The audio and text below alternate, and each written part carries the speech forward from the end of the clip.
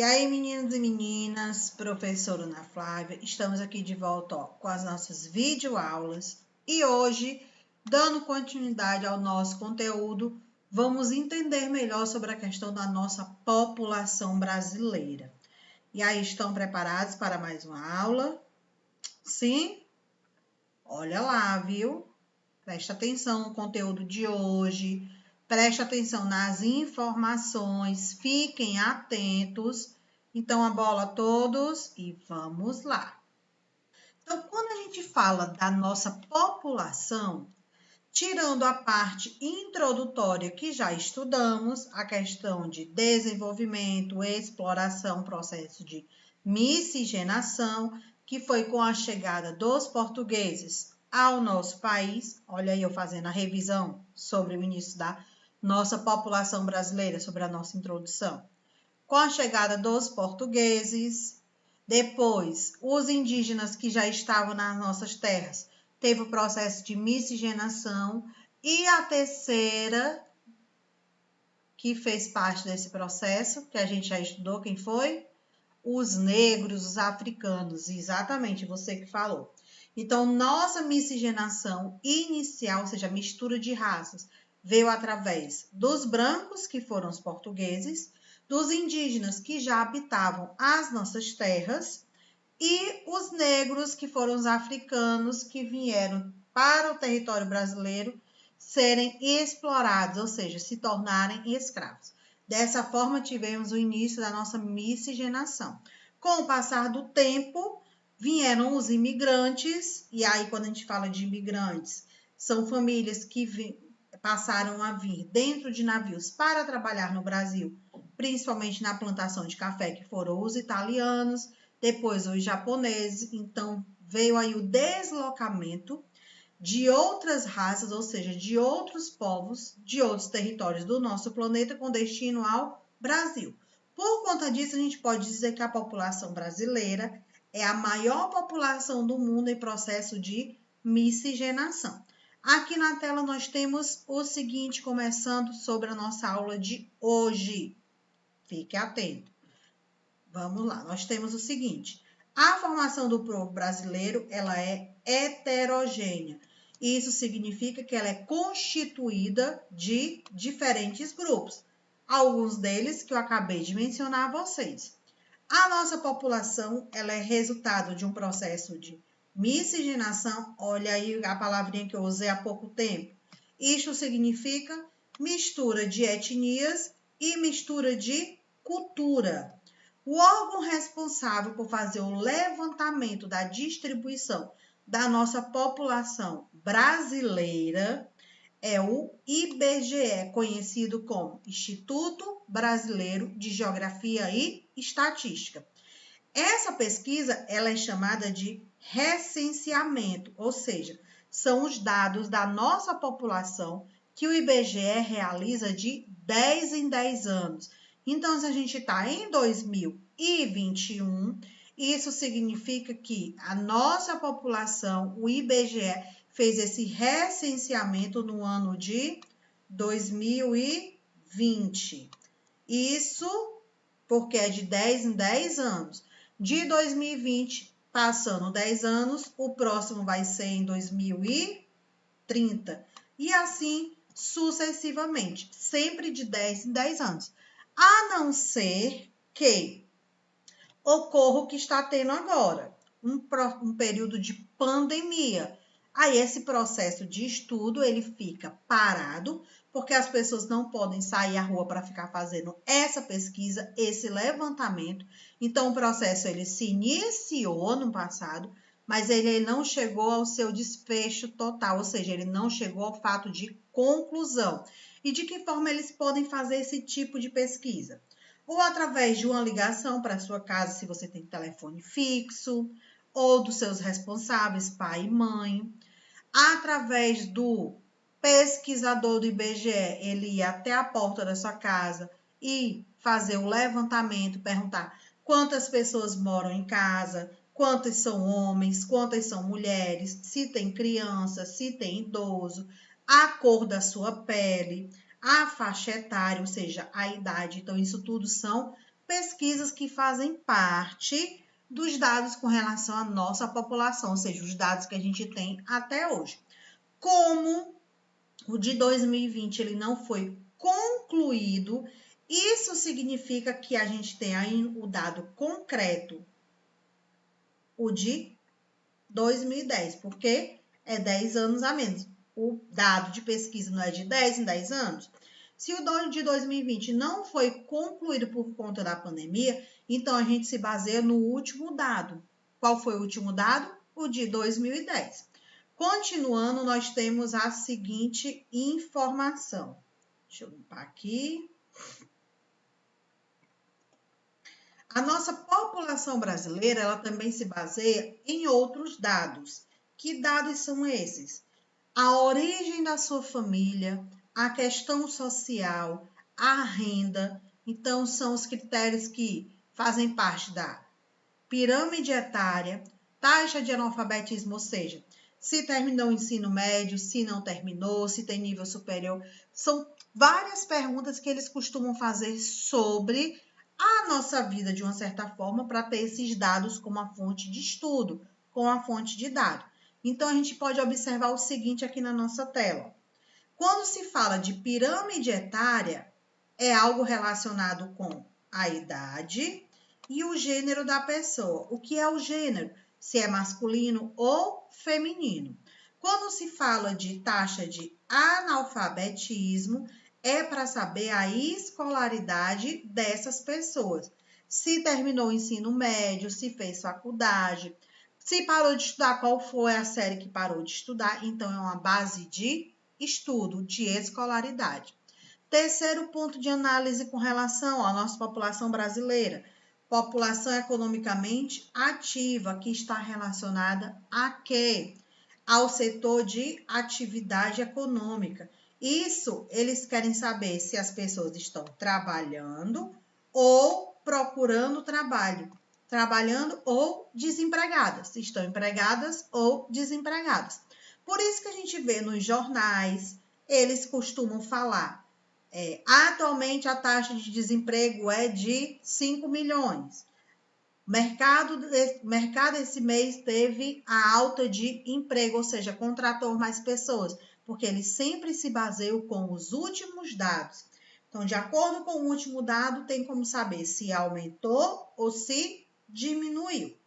Dentro do nosso setor de atividade econômica, ou seja, a nossa população ativamente econômica, nós temos 3 setores na nossa economia: setor primário, setor secundário e setor terciário, onde a gente identifica cada um dentro da sua nomenclatura. O setor primário é a matéria-prima, a que é realizada diretamente no campo, que pode ser a agricultura, a pecuária e o extrativismo. Então, nós temos a agropecuária, porque pode ser as duas juntas, agricultura e pecuária, e o extrativismo. Dentro do extrativismo, nós temos 3 atividades que são realizadas dentro dele. Quais são as 3? Extrativismo mineral, que é a extração dos nossos minérios, o ouro, prata, zinco, petróleo, ferro. Extração vegetal, a exploração das nossas árvores, e a extração animal, que está relacionado com a pesca. O nosso segundo setor da economia é o secundário. Já ocorre de que forma? Tudo que veio lá do primário, tudo que veio da agricultura, da pecuária e do extrativismo, ou seja, a matéria bruta, tudo que veio de lá, é levado para uma fábrica, que é o setor secundário, a industrialização. Eles vão transformar a matéria-prima em produtos para serem consumidos. Então, se veio os grãos de arroz lá na fábrica, no setor secundário, vai começar a ensacar. Se veio o leite, vai fazer o quê? Os derivados, os iogurtes, os queijos. Se veio a matéria-prima, o petróleo, vai transformar em gasolina, vai produzir vários objetos diretamente daquilo que ele recebeu, que foi retirado lá da natureza. Produziu, vem para o setor terciário, que é o destino final, como a gente costuma dizer, que é o comércio e o serviço. Quem vai fazer parte desse setor terciário? São os consumidores, ou seja, somos nós. A partir do momento que você vai numa loja, que você vai numa padaria, que você vai num shopping, ou seja, você vai comprar algo que já está pronto para você levar para casa. Então, dentro da economia, nós temos esses 3 setores que ajudam na população economicamente ativa: setor primário, secundário e terciário. Continuando a nossa aula, nós temos aqui, ó, de acordo com o IBGE, a nossa população brasileira, ela apresenta, ó, brancos, pardos, pretos, amarelos e indígenas. Olhando para o gráfico, ou seja, segundo a pesquisa que o IBGE fez, onde as pessoas se classificavam nesse tipo de raça, o Brasil, a gente pode dizer que ele tem mais pessoas brancas, em segundo lugar, pessoas pardas, em terceiro lugar, pessoas pretas, em quarto lugar, pessoas amarelas, em quinto lugar, indígena. Professora, quem são essas pessoas amarelas? São aquelas, ó, de descendência asiática, que a gente chama de povo do processo amarelo, ou seja, da miscigenação amarela, aqueles que vieram da Ásia, Japão, Coreia, China, Índia. E aí, se você observar, ó, esse dado aqui, ele é de 2000, mas nós estamos em 2021. Isso significa que de 2000 nós tivemos a nova pesquisa que foi em 2010, e aí com base de 2010, ó, essa ordem já altera, ela já muda. Então, qual é a nossa nova ordem? Vou alterar aqui para vocês. Aqui é com base, ó, em 2010. Com base em 2000. Agora a gente vai, ó, com base em 2010. Vou colocar aqui do lado. Com base em 2010, que foi a nossa última pesquisa concreta, porque a de 2020 ela não chegou à conclusão por conta da pandemia. Então, nós temos o seguinte, dentro da classificação da população brasileira, ó, primeiro nós temos os pardos, então nós temos atualmente mais população parda, depois tem os brancos,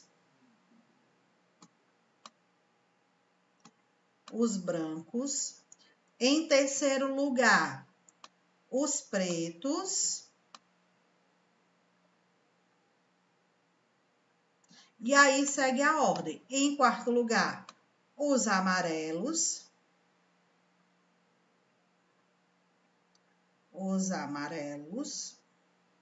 e em quinto lugar, os indígenas, os índios.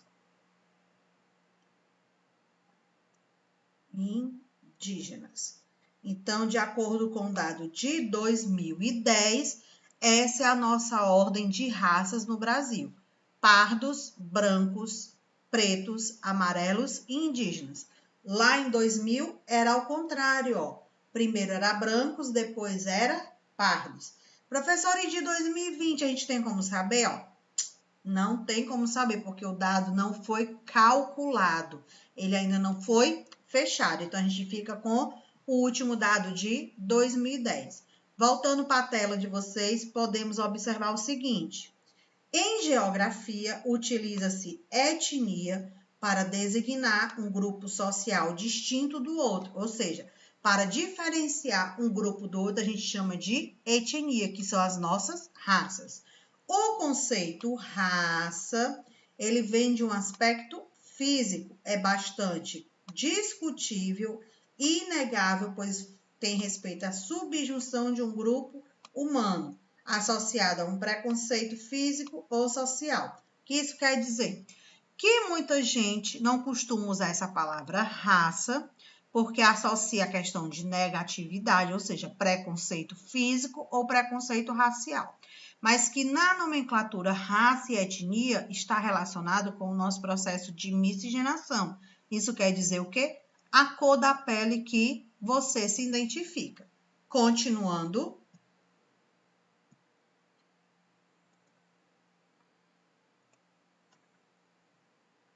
Quando a gente fala ainda de população, nós temos outros 3 pontos de análise.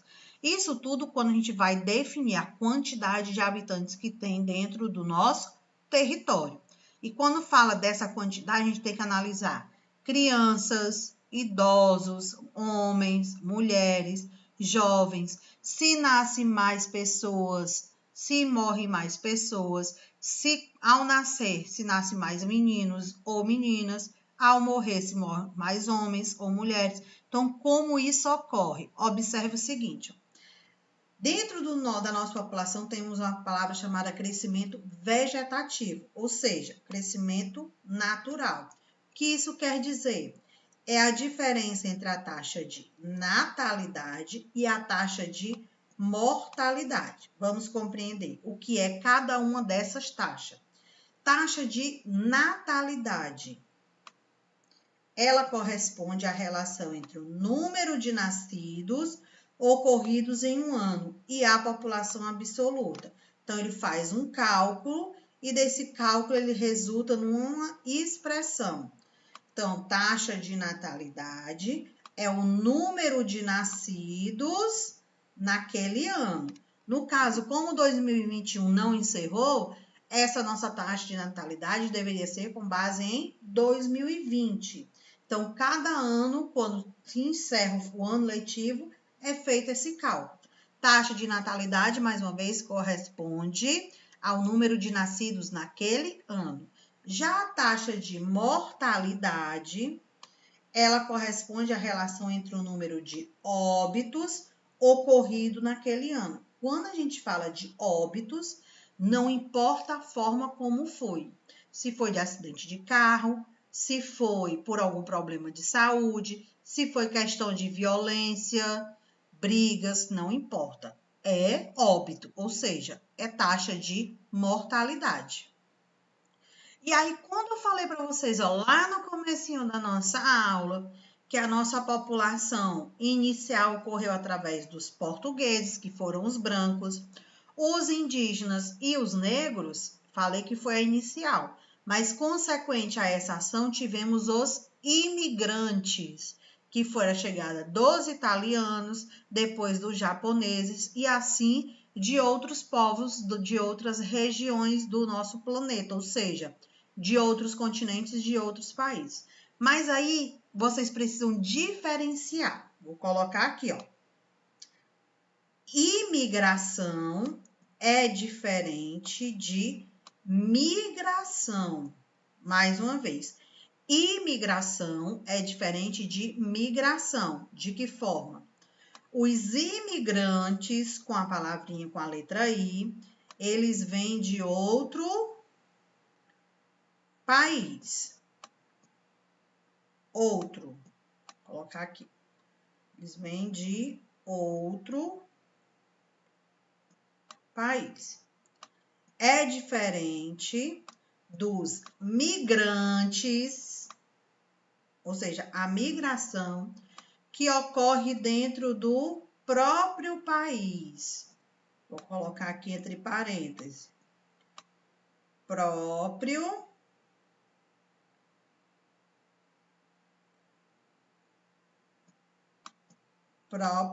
país. Então, imigrantes é quando vem de outro país para o nosso. Migrantes é quando se desloca dentro do nosso próprio território. Aqui, no caso, se desloca dentro do Brasil. Observando a nossa tela, temos o seguinte: movimento migratório. Saída, emigrante. Entrada, imigrante. Olha aí outra informação. Se você mora no Brasil e for morar nos Estados Unidos, então, quando você sai daqui para lá, você é o quê? Emigrante. Quando você entra nos Estados Unidos, você é o quê? Imigrante. Veio uma pessoa dos Estados Unidos morar no Brasil.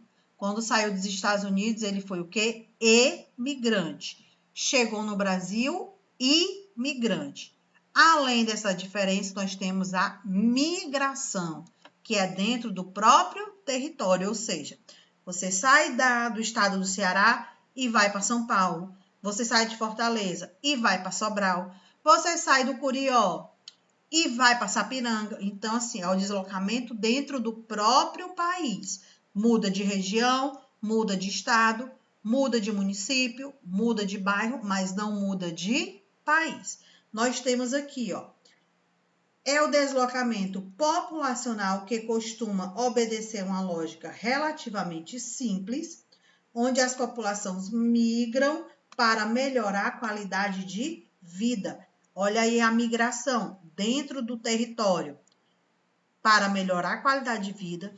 Imigração e emigração, deslocamento, entrada e saída de um país para o outro, sempre em busca de uma melhor qualidade de vida. Esse processo, ele ocorre e modifica a população de um país, independente de ser o Brasil ou outro país, modifica com relação à cultura, com relação à etnia, a costumes.